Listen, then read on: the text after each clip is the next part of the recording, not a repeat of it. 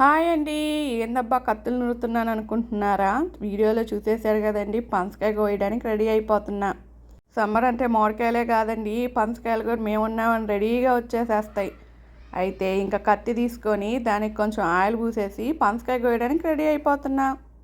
మా ఆయన గారేమో నీకెందుకే పనసకాయ 4 తొనలు కొనుక్కో అంటాడు. తొన కొందామని చూస్తే ఒక్క తొన 10 రూపాయలు, ఇంకొంచెం పెద్దదైతే 12 రూపాయలు. గట్టిగా 10 తొనలు కొనుక్కుంటే అక్కడికే 150 అయిపోయిద్ది. ఇంకో 150 పెడితే కాయే వస్తుందిగా అని నేను అంటాను. కాయ కొనుక్కొని ఎలా కోసి తొనలు తీస్తావు అని ఒకటే గొడవ. ఇలా అంటూనే ఉన్నారు మా ఆయన గారు. నేను కాయ కోసి ఒలిచి కూడా చూపించాను. పనస తొనలు కొనుక్కుంటే తలా 2 వస్తాయి లిమిటెడ్. అదే పనసకాయ కొనుక్కుంటే అన్లిమిటెడ్, ఎన్నైనా తినొచ్చు. చక్కగా పనసకాయ కోసి తొనలు ఒలిచి చూపించేలేకే మా ఆయన అవాక్కయ్యారు.